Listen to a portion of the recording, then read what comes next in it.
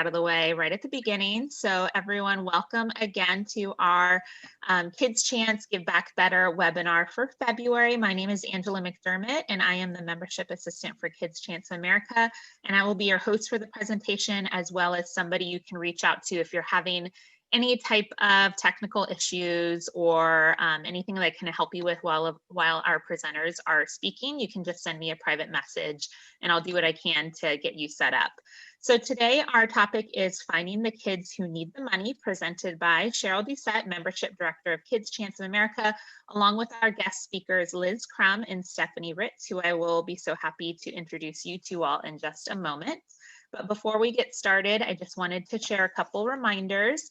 As Cheryl mentioned, we would love for you to share your name and your state in the chat box. To access the chat box, you will go to the top of your screen, click on chat to open the feature up, and any questions you have throughout the presentation can be entered in the chat box. The presenters might wait towards the end to answer those questions, but they might also be able to kind of answer them in a conversation depending on what they're focused on. So please type them in there so that you do not forget. And we'll make sure that we take time at the end to answer any of those questions that we did not get to. Lastly, all of the materials from this webinar and a recording and the PowerPoint and other resources will be sent to you in a follow-up email, and we also store them on the Kids Chance website with a recap so that you can view past webinars on the website as well. So now I am so pleased to present our three speakers. You all know Cheryl Doucette. She has 16 years of experience in the nonprofit sector, helping organizations identify gaps and strategize how to move forward and focus on sustainability.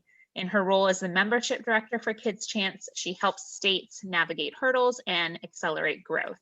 We also have Liz Crum. She's the President of Kids Chance Pennsylvania, has over 30 years of experience working for the Pennsylvania Department of Labor and in the workers' comp legal system. And she has also worked as a workers' compensation judge, among other roles. Welcome, Liz. And then Stephanie Ritz works as a risk manager for Key Risk. She is passionate about workplace safety and injury prevention. She has been in the workers' comp industry for nearly 15 years, and she was so thrilled to join the board with Kids Chance of Tennessee in January 2018. So welcome, Cheryl, Liz, and Stephanie, and I will pass this over to you all. Awesome. Thank you so much, Angela. And welcome to our webinar. We're excited to have you. So what we will be discussing today. So, as I talk through all of, meet with and confer with and help all of the state organizations, this topic seems to bubble to the top most often. How do we find more kids? Honestly, many of our states will tell you it's so much easier finding money than finding kids. So really, I felt like this topic was very timely, and we have two great guest hosts to really dive deep into this topic. So what we're going to discuss today is successful strategies for identifying and securing eligible student scholarships, because that's what we want. We want those kids that need our money, need the help with college, and really will appreciate the support. And how we're going to do that is really dive a little deeper into identifying a diverse group of gatekeepers. So who are the folks that are around the kids that really can use our money? Also talk about exploring ways to create materials to share and leave behind, an effective way to share your message, and then learn where to place your time and resources. Really, that's what it's about, is, where do you get the biggest bang for your buck? And we have some great content lined up for you today. So what we'd like to do is kick off with a poll question, and Angela will be kind of shepherding us through that. But we want to know, where do you typically find your student scholarship applicants? So right now, currently, as you sit in your state organization, where are most of your referrals coming through? Are they coming through your website? Are they coming just through, general referral, word of mouth, through the workers' comp industry, or through guidance counselors? So if you guys could just take a moment to answer this kickoff poll question, we would appreciate it. We'll revisit this a little bit into our presentation, but this will be helpful. And Angela, is there anything else we need to do? Nope, we have about 21 out of the 28 people who have voted. So let's just get a couple more votes.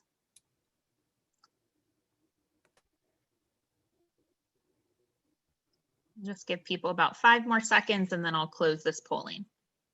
Right.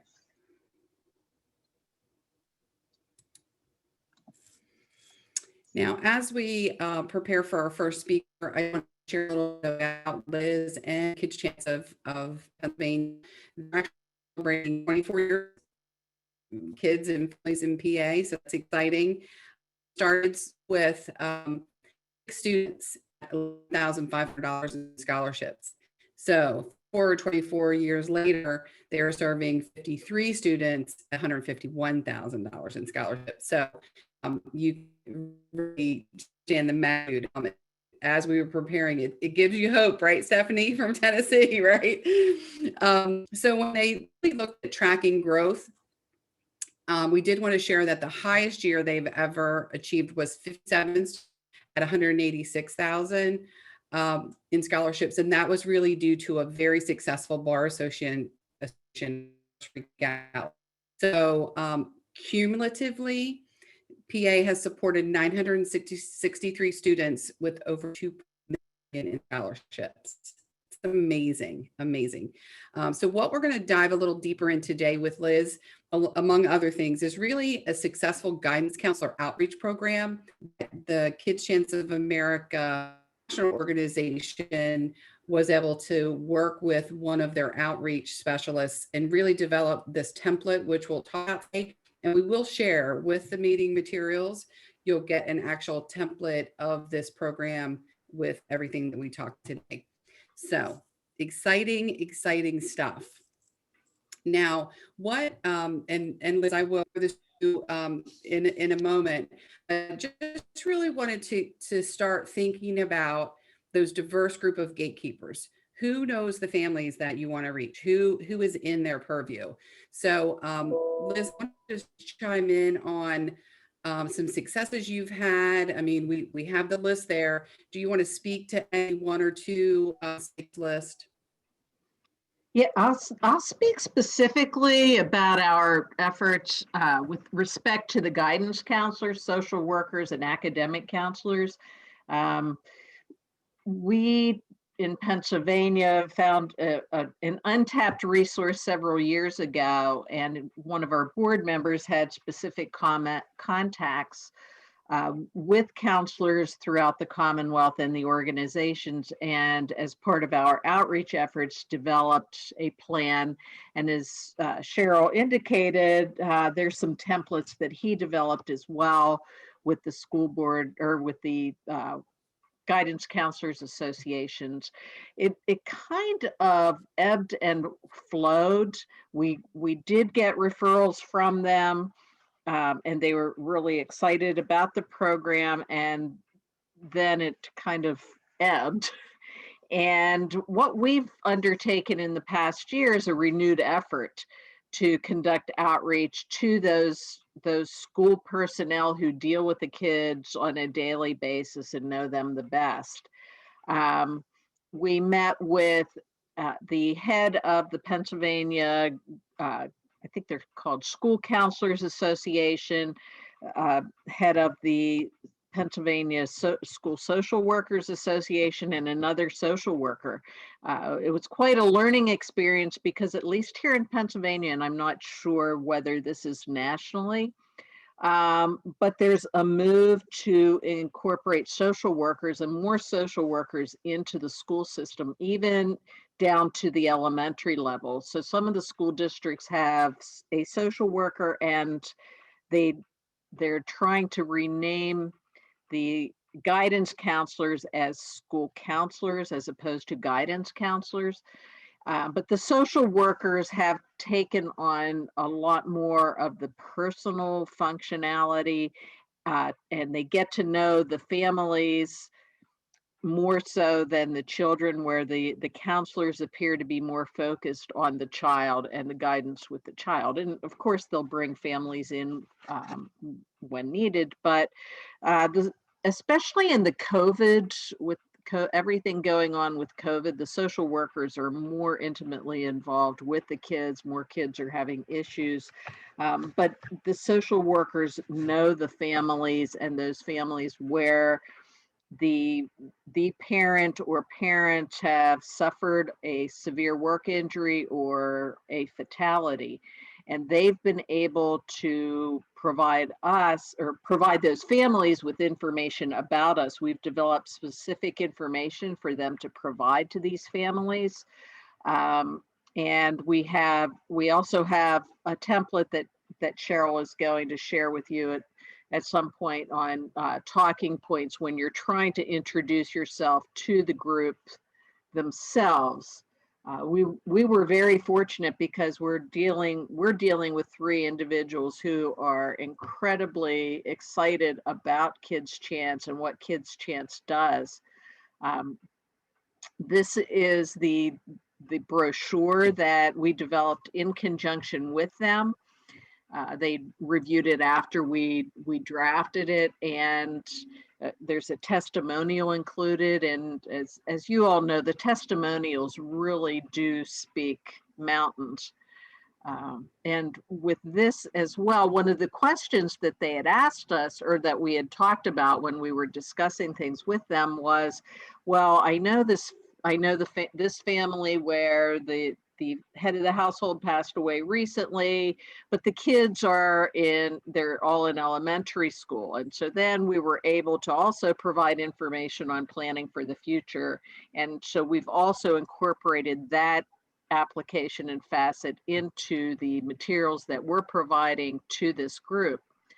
Not only are they sending this out to all the school districts in the Commonwealth, but also to members of their respective organizations, the social workers, as well as the counselors. Right now they have separate organizations. They're trying to consolidate more of what they do together.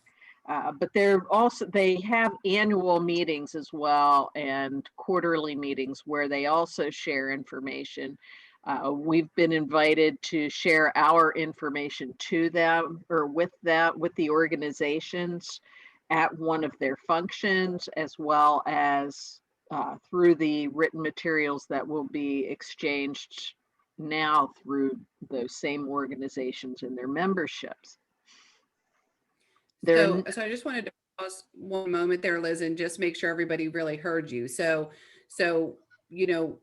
making sure that you're already having that conversation about planning for the future with some of these groups really allows you to set the stage for future referrals. So it's such a key component. I love how Pennsylvania has incorporated that right into their messaging and the little application form as well.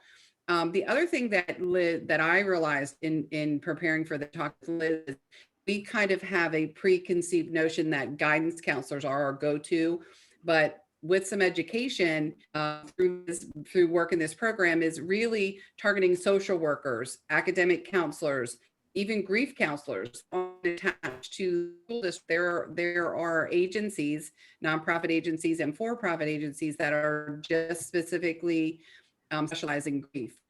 So, our definition has broadened when we talk about counselors. So we just really wanted to make sure that everybody was aware. And as you can see the rest of the list, don't be overwhelmed. Pick 1 or 2, commit to it, track the traction you're gaining from this group. And Liz, I think you had to pick 1 or 2 that you're going to focus on, but still kind of keep the others in the back of your mind and kind of in your, but don't feel like you have to do every single group on this list, right? Right. Anything you wanted to add there? No, I think it's important not to forget any of the other groups, because each group is a particular, they have a particular base that we want to reach and can reach and provide more information to get more students involved with Kids Chance. The other group that I think is overlooked all too often, and we're talking about it more, and that is the actual scholarship recipients.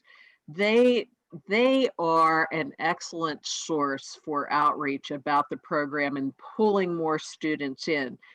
We've seen it within their own families.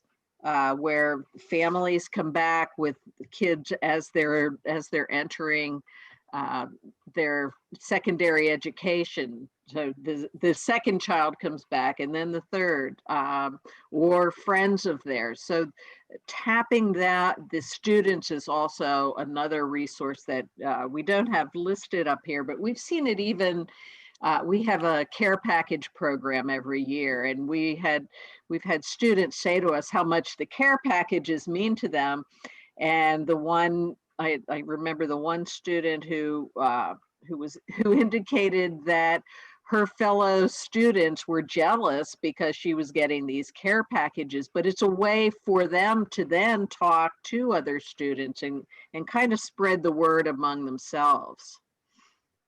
The only other group that I really want to spend a little bit of time on right now is the funeral directors. I know, may seem counterintuitive, but if you can draft materials and really think about an appropriate outreach to your funeral directors, it's a great avenue to meet the families that are that have been affected. Would you agree, Liz? Yeah, yes, definitely. Always more sensitive, I think, than some of the other groups, but definitely a group that needs to be included in outreach. And we've had great success, as you can see from our numbers as to the gala, but the Bar Association and the attorneys and judges in Pennsylvania have been a great resource as well. And I know that our workers' comp appeal board members in particular, and some of the judges have information available that injured workers and their attorneys can pick up. Well, it used to be in the hearing rooms. Now it's not. And now it's not. But what we've done, though, also, and we don't have it listed here specifically, we have attorneys listed in workers' comp litigation, but also the state agencies. Some state agencies can be very actively involved, in some states can be very actively involved in Kids Chance and are. In Pennsylvania, they're very involved in helping us to get the information out. And we work with them to the extent that they can work with us as well. But the hearing rooms, the judges, the commissioners are also another excellent resource. So before we move off this slide, I'd like to have Angela bring up our poll results. I'd like to see, right now as we sit, really where the states are getting most of their referrals. It'd be interesting to see that. Absolutely, that makes sense. 65% through a workers' comp website. I'm surprised that's a little low. Guidance counselor seems to be the second highest. So there, Liz.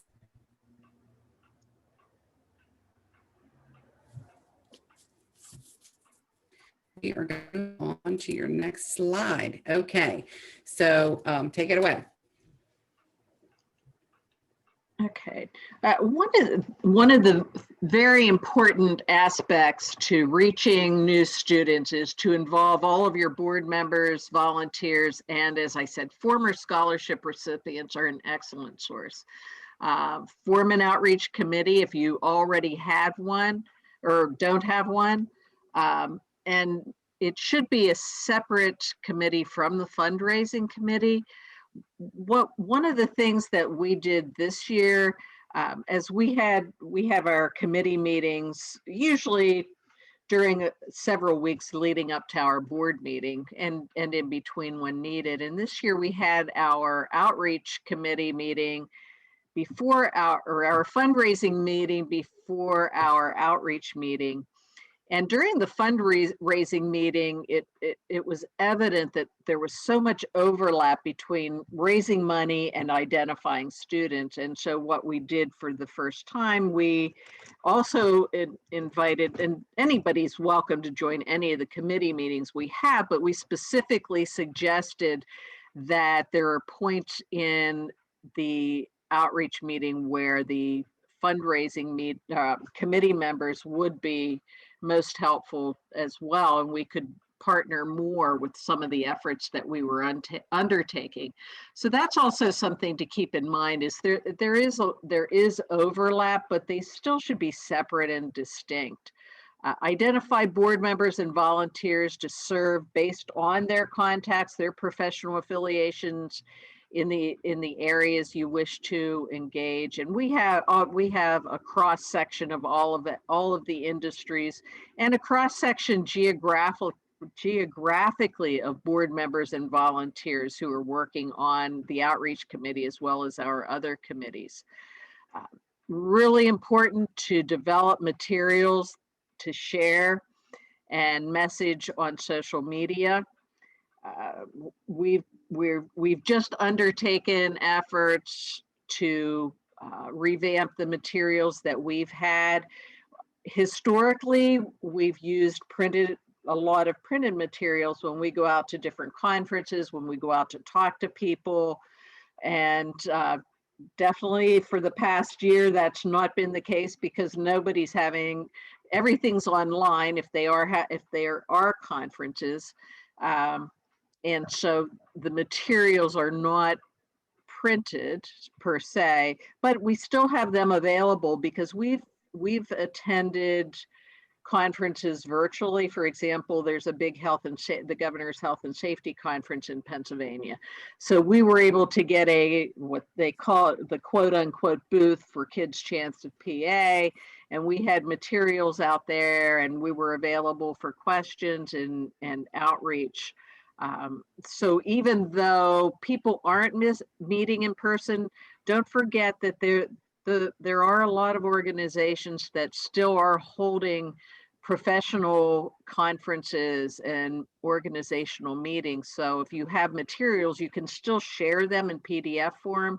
Particularly, the testimonials are always wonderful to have on hand, and to develop those as well. And I can't underestimate social media. As you all know, social media is a big part of all of our lives now. The computer as well, and Zooming, for instance. But with respect to social media, I think we've done more on social media in the past year than we had previously. Our administrative person who's on this Zoom as well, Kathy Del Piso, has done an excellent job of getting messaging out there, not just every once in a while, but just getting it out there frequently. Whatever information you want to get out there, soliciting students, soliciting volunteers, doing all of the above, and testimonials as well. And we've used a variety of sources. We've used Instagram, Facebook, all the common social media, LinkedIn. Recently, we had an outreach committee meeting, and several of our newer volunteers on the committee are millennials, and provided some excellent ideas on the use of social media, and in particular suggested to us that we get involved with TikTok and do TikTok, and I think that's one of the things they may be working on. That will be interesting to see, and that's aimed specifically the students, primarily that age group, and we're hopeful we'll be able to reach more students using that as well. Awesome. So Liz, I just turned my video off because I think some folks are having a hard time understanding me. Is that better? Is that better? Yeah, your frame was freezing a lot, Cheryl. Okay, yeah. So I did turn my video off. I'm still here. I think this might help with bandwidth. So I did want to move on to the actual template that we created for Kids Chance PA. Again, everyone registered, as well as, will have access to the recording, and everybody that's registered will get a copy of this PowerPoint. So slides we're sharing, you'll even get the supporting materials. So I just want to let everybody know that. So Liz, this is a bro of this really in-depth outreach program. So I'm going to give it to you and let you take it away. Okay, I talked about a lot of it already. Uh-huh. But we have found again, one of our board members developed our initial concentrated outreach program to counselors in 2016 by involving all the school districts throughout the Commonwealth, the counselors in the school district, getting the information out. He attended, physically was able to attend their state meeting and talk about Kids Chance, and to try to get the counselors more involved in identifying students who may be eligible for Kids Chance. They are more likely to be aware of kids who meet scholarship criteria, so it's important to get that information out of them, or out to them, and share awareness of our program. Encourage them to share the program with their peers as well. As I said, Cheryl has those original materials, and what's in the materials that were developed originally is a letter introducing, well, that you can use as an email, the talking points, but you can introduce yourself to the school districts. There's an email template that you can use if you're using an email. You can contact the school districts via telephone to talk to them personally, or as we were very fortunate to have contacts with I knew somebody whose daughter was working in the school district, very involved in the school district and in social work as a school social worker, and is the one who pulled in the other counselors to the group that we've been working with. Some tips. So to get the counselor to help you get on the next regional meeting or conference agenda. Again, we were successful in doing that with the contacts we had with the state organization to be able to be involved in even in their virtual conference. You reach, I don't know how many school districts we have in the state now. I think they're close to 500. I could be wrong on that. But if you think about it, there are a lot of potential there. There's a lot of potential there, and especially because we do have the Planning for the Future program, there's now the ability to reach out to the elementary schools as well as the senior high schools, and to those counselors in those lower grades. Visual presentations are always good and preferable. Ask if you have access to their video equipment. Zooms are good too, especially now that we're in COVID. Zoom, WebEx, whatever means you're using, or the format that the conference is using. We have an upcoming statewide workers' comp conference where when we would meet in person, there would be about 1,400 people who would attend. And that conference is going to be virtual this year. They canceled it last year, but we have the opportunity through that as well to virtually appear and explain. We have a segment which we do usually every year in person, but this year we have a virtual segment to provide information to the attendees about Kids Chance, what we do, how they can get involved, how they can provide students to us, how they can assist us with any fundraising, and just to help us however they see where their strengths lie. And that enables us as well to reach other workers' compensation professionals, rehab, medical. There's a big cross section of people who attend that conference. And those are the kinds of conferences too that you want to look at as well. This is the email template I mentioned that was developed for our initial outreach to the school counselors. It's a good way to introduce yourself to the school district and get your foot in the door follow up after that. Make sure you do provide your email and telephone number, and then set a time frame to follow up after you send your email to get involved. Awesome. So I know you're having difficulty hearing me, so I'm going to actually turn it over to Angela and let her guide us through a couple questions. I know we've gotten some questions through our Q&A chat. Angela, do you have those? Yep, so the first one that we have here is from Douglas. He says, here in Maine, our first year of awarding scholarships has coincided with COVID and remote learning. For those of you who have a multi-year history of identifying scholarship recipients, has the pandemic made it more difficult to identify referral sources of students? I don't think that it's negatively impacted our sources, because we all still have technology and we're able to work through technology. And in fact, as the counselors that I was telling you about, the counselor outreach that we've done specifically, we were able to do all of that electronically through WebEx calls, phone calls, emails, and telephone. So I think we have the resources that are still available to identify or work with those sources and obtain the referrals. We had this past year, we still had, I believe, 62, and Kathy's on this call, she can correct me through the chat.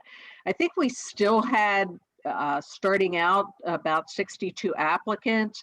Some of those students fell out, several for eligibility reasons, but then others because they decided to take a year off.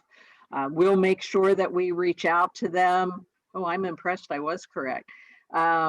We'll make sure, and we plan to reach out to them this year as we open up our application process, which we'll be opening up very soon.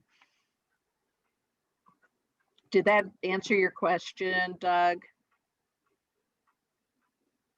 Stephanie, do you have anything to add from your state?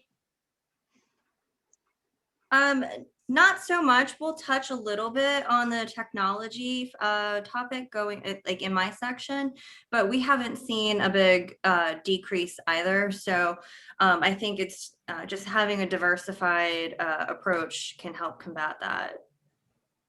Great, Yep. thank you. And that was the only question from the group right now. I think we'll answer a few more later. Cheryl, did we lose you in the PowerPoint? Or are you? Oh, I think we lost Cheryl. So I can get our PowerPoint back up and running. Liz, was there anything else you wanted to add on your section, or were we moving into Stephanie's portion? I just see one question here in the chat, how we found the guidance counselors going town by town. Actually, through the Counselors Association, and through our, from what I understand, originally Mike Lair, the board member, when he was speaking, and then he did make some individual contacts, but primarily through the organizations.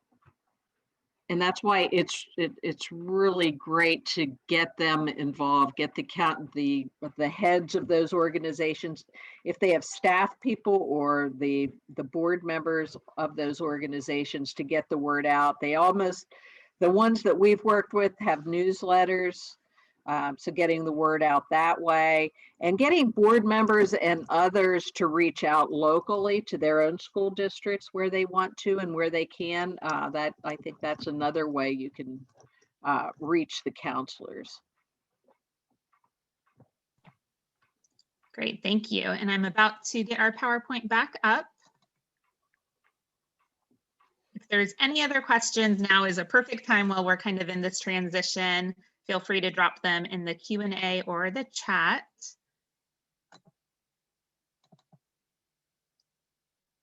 While you're doing that, Angela, the one thing I forgot to add is that this year, one of the things we're doing is developing an alumni committee within Kids Chant, and also we're looking at placing a student recipient on our board because we do have a slot for them.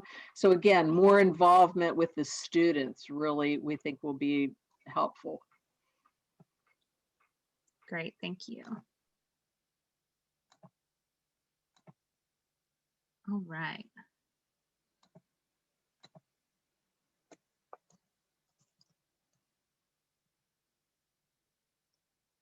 Help me, remind me which slide were we on? I think we're, keep going.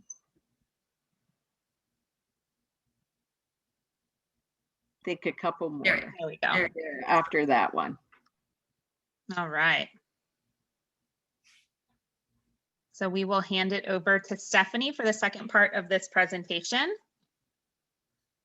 All right, thank you, Angela. So Kids Chance of Tennessee was established in 2003. We're currently serving 8 scholarship recipients, which has been like pretty much doubled over the past year. So we were super excited to see the big increase in our recipients.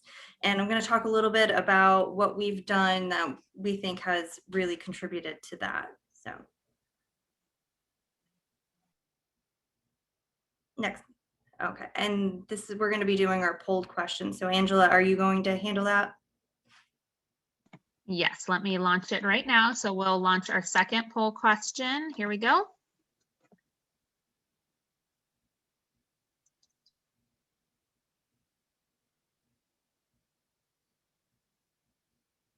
Hello, ladies. I'm back. I'm sorry for my technical difficulties. It kicked me completely off. I am here. Angela, thank you for picking up where I left off. Thank you.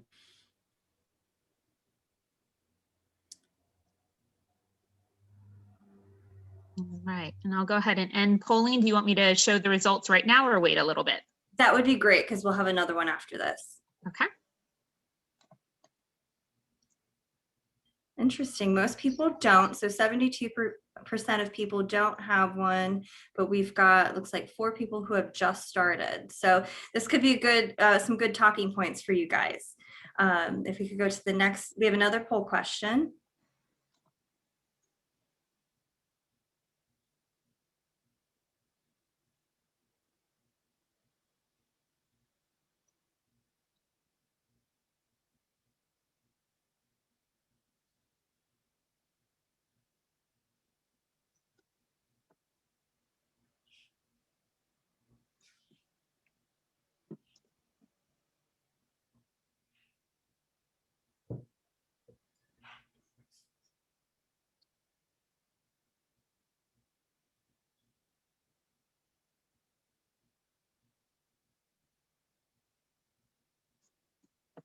All right, I'll go ahead and close this one out and share the results.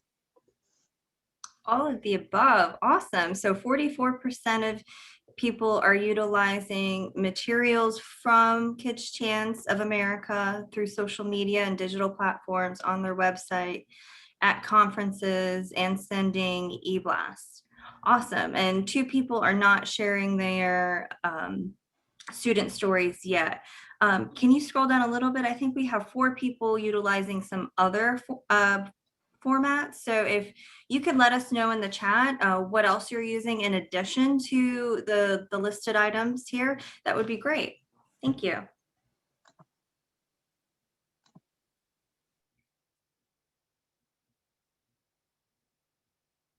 Okay, so what can your state organization do to support student acquisition and ultimately engagement?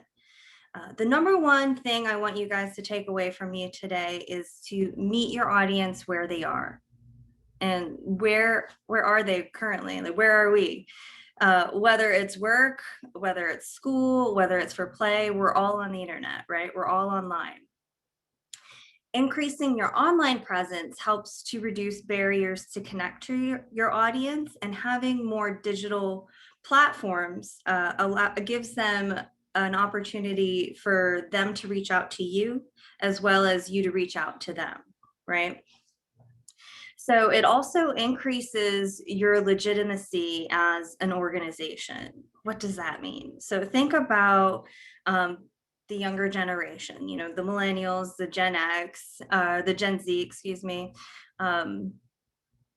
If you're not online, they're not necessarily going to know who you are, or they're not necessarily going to trust you, right? So if you Googled your state organization, what would you see? Right. So think about your online presence, having yourself out there in different facets, so that they can connect with you in the way that they feel most comfortable. Right. So the average attention span is now 8 seconds, if you can believe it. This online or on-demand society that has been created from technology and us being on the internet all day has really contributed to this. So keep this in mind when you're crafting your messages, or even if you're building out your website or reorganizing your website, right? You need to get their attention quickly, and be able to hold it, right? Okay, so one of the first things that you can do, and I know some of you are probably already on social media, and like Liz talked about earlier, go back one. There we go, is to have a social media presence and have some form of presence. If you're not on there yet, get out there and just start your profiles, right? That'll go a long way than not having a presence in social media. So there are a lot of different ways you can approach social media. There's lots of different tactics, and I'm not going to necessarily go into those today, but I most definitely want you to have an established approach for yourself and for your team in posting on social media and interacting on social media. So you should decide which platforms to join. So each platform is going to create a different audience for you to connect with, right? So if you're trying to reach out to potential applicants, you're going to want to do that on a platform that they're actually using, right? So you wouldn't necessarily want to put that on Facebook. Most students and kids these days are going to be utilizing Instagram and, like Liz mentioned earlier, TikTok. So those are the two big ones for them. If you're talking about industry professionals, they're obviously going to be on LinkedIn.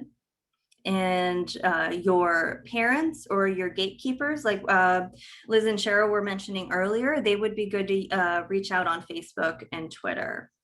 So you can kind of customize it. Like I said, there's lots of different ways that you can approach it, but just keep in mind the audience and the types of people that are typically on each platform. So keep it concise and keep it relevant. Remember that 8 seconds that we talked about earlier. You want to be able to grab their attention and keep it for the amount of time it takes to get your point across, right? So that kind of leads into videos. So videos are really good at grabbing your attention and keeping your attention a lot better than a post with words or with just a picture on it, right? So if you can, try to do some videos. I know I personally have seen huge numbers from the videos that we posted. A lot more than any of our other posts. So I would, if you have the ability to do it, look into doing some videos. So another thing that you can do to increase your online presence is to, I know a lot of you haven't already or are getting ready to start a newsletter or some regular email campaigns. Now, one of the most crucial things that you can do for this project is to develop and maintain your mailing contact list, right? So this is really going to be your access to the right people. So you don't want to necessarily just add a bunch of people to your mailing list. So you want to have, you can build it organically by having a sign up on all of your digital platforms. You can have a sign up when you're registering for virtual events. you can also, once we get back into in-person events, you could also have a printout of, say, a QR code where somebody can scan it with their phone and and be linked directly to your sign up page, right? So you don't want to spend all this time crafting a wonderful message and not get it to the right audience. So once you start your mailing list, how do you handle this? What information are we going to be getting out to people? So that can be really overwhelming. So one of the things we do in Tennessee is we have a regular meeting and we say, what are the top 3 or 4 points that we think that our audience would want to know about the progress in Kids Chance of Tennessee over the past quarter? So we just stick to that. We stick to 3 or 4 topics and put them in our, we use MailChimp. So we use that in our mailing platform. Make sure that we're making it to the point and easy to digest, because once people, if you start trailing off a little bit and you lose their attention, they're going to be less likely to click on it again, and then you don't want to lose that contact, right? So your student stories, like Liz mentioned a little bit earlier, are really going to speak to the heart of your audience and bring in that human aspect. So if you can reach out to a potential recipient or a potential applicant and they see these student stories and say, hey, that kind of reminds me of me. I have a similar situation. Maybe I qualify for this too. You hit a home run there. So an easy way to do this, and I know a lot of you are already doing it, is to have your student stories on your website. And with that, you can take the hyperlink take the link from your student stories and put that out on social media, put that out on your emails, put that out on your newsletter. Directing people to your website is never a bad thing to get more traffic to your website, right? So speaking of websites, no, but you're doing all this work, right? So if you're establishing the outreach committee, if you're working on your social media, if you're reaching out with newsletters or on your website, how do you measure your success? Well, you really should know your numbers. So especially on social media, it's really easy to track your progress, because sometimes I know myself, sometimes it really feels like progress with your follows and your likes can really take a while to build, and sometimes it could really feel stagnant, right? So if you track your progress over time with your gains in your followers, your shares, your likes, etc., you have looking backwards, you'll have tangible evidence that you can show of your success, right? The next thing to do is to watch your mailing list subscribes and unsubscribes. So if you're increasing in your subscribes, you can see when and where they're actually subscribing to you from. And so you can use that information to reach people better. And if you're getting more unsubscribes, you might want to rethink your approach. So maybe there's something in there that you tried different that you can switch up this time, or maybe it was a little bit too long and people don't want to be bothered by reading it. So pay attention to those and really look into when these events are happening. Now, the next point I'm going to talk about is the metrics of your website. Now, if you don't necessarily know how to get this information and you're dealing with Agoranet, I know Amy is an excellent contact and she can teach you how to find this information, or you could always reach out to me. I'd be happy to help. But we use HostGator for our hosting website, and that's where we access ours. But utilizing your website metrics, you can see what pages people are going to, and you can see which ones are the most popular, And you can see which ones maybe aren't doing so great. Where are people not going? And you can see how much time they're spending on a certain page, and even where they found your link at. So we personally, when I was checking this, I found I found one of our county schools actually had our website on their intranet page, and I thought that was great that we can see that they're routing people to us through there. But really, identifying your strong and weak metrics help you to better communicate with your stakeholders, right? So after talking about all of this, if we can go to the next slide, thank you. Thinking back on the past year in Tennessee and what really contributed to our success, I would say one of the major contributors to our success was moving to an online scholarship portal. And if you think about your target demographic that we're trying to reach here, they're students, they're online, right? And our process was initially just a paper applications that they could download, print, and mail in. We eventually moved to a fillable PDF, which wasn't much better. So when we decided to really put an investment in our website and put this process online, and it was wonderful. The first day it was live, we had a student register to start their application. And so previously we couldn't see the flow of people registering or getting the applications, but with the process being online, we can see when people register, we can see when they start an application, we can see that they are stuck at 75%, and then reach out to them and say, hey, I see you still haven't submitted. Are you having trouble getting information? And really help them through the process. And that's helped us to get some recipients this past year. Committing to regular outreach meetings. I know Liz talked about that a little bit. Just regularly following up with each other to make sure things are working and you're following up on your commitments.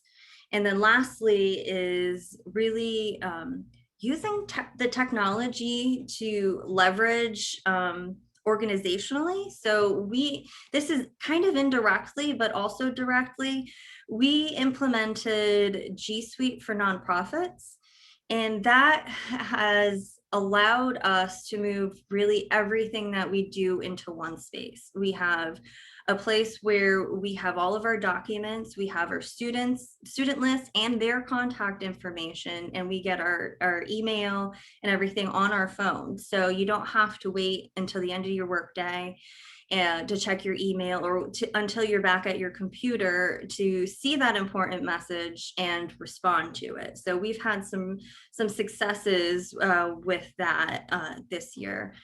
The other thing is, and I was kind of surprised by it, is that we signed up for a Google Voice number. And we didn't have a phone number listed on our website previously, but we have had so many people calling that number. And what we do is when they call, they leave a voicemail, and that voicemail is automatically forwarded to a few people, and then they can all handle it at the same time. This way, you don't have to have a physical phone. You don't have to have somebody answering it. We get it instantaneously and can handle the call. So we had somebody the other week call us from an admissions office in a university with a potential student. So this was a really good win for us.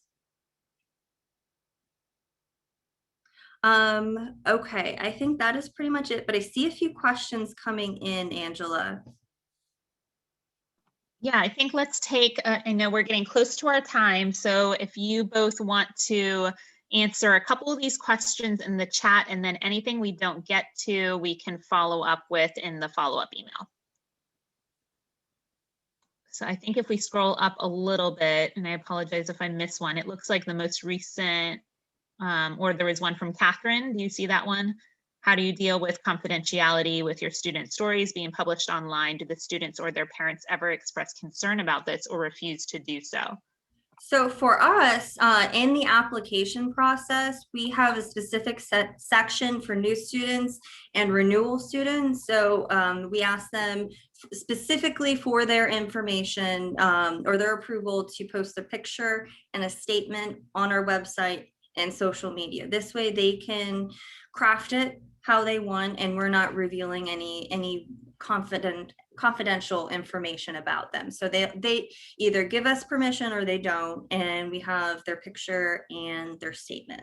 So that's really important. And anytime you're really posting about somebody's picture or information about them on social media or your website. So we have something similar in our application as well. But also we contact the students, especially when you're doing video testimonials. Obviously they're agreeing, but they provide the statements for us that we use. We typically are not describing their situations without them having provided the input or expressly written the article or whatever. Great, thank you. And then this question from Stacy Hosman, do you use a particular platform for your online scholarship portal? So we utilize, we have a WordPress website, and we actually partnered with AgoraNet to have them build that directly into our website. So it's just on our if we log in the back end, we can see everything all in one place on our Kids Chance website. But we did move to a secured site. So if you go to our website, you'll see it says HTTPS instead of without the S. So it has a little bit more security with it. And we thought that would be the best way to go. And we purchase, we have a contract with Kaleidoscope. It's an amazing platform. I can't say enough good about it. This was my first year going through the scholarships and the applications. Prior to this, others who were on the committee they just rave about it, just because it's intuitive, provides you with a lot of information. The students can upload everything. It's very easy to work with. Awesome. And I think there was one more question about the guidance counselors. How did you find your guidance counselors? Did you go town by town? That's from Susan Melody, and we can use that as our last question. Yeah, I think I answered that previously, Angela. Okay. I basically said through the organization contacts, the State Counselors Association, and appearing at their conference, getting the materials out through them. But I know that there was individual outreach previously when Mike Lair was on the board, and I think others can certainly reach out to their individual school districts, but we don't have a concerted effort to go town by town. That would be, Pennsylvania is a large state. Yes. All right. Thank you so much. Thank you both so much for your time, and we appreciate everyone's patience and flexibility with us during this webinar with some of our difficulties. We hope that you received some valuable information from our speakers today. We will also follow up with the PowerPoint, as well as some additional attachments that our speakers have provided and that Cheryl believes will be really helpful for you all. So as far as what's coming up next, please look for that survey and follow-up email, as well as the recording. Check out the Resource Center on our website. And then if you do not have this date on your calendar for next month, please go ahead and save the date or share it with your board members or whoever on your team might be the most focused on student engagement when it comes to data collection, management, and communication. This will be a conversation led by Cheryl, as well as two other guest speakers, Dee Jones and Suzanne Peterson, as they really look closely at student engagement methods. So this will be a very interesting webinar with lots of information coming out that is fresh from some of our subgroups who have been focusing on this. So I think that is it, unless there's any other closing comments from you all. I just wanted to thank Stephanie and Liz. Thank you so much. This was so helpful. I know the states really appreciated it, appreciated your thoughts and your guidance. And as Angela said, we will be sharing materials. And then if you on the call have any questions, please feel free to reach out to myself, Cheryl, or Stephanie or Liz. All right. Thank you, everyone. Thank you all. Bye-bye.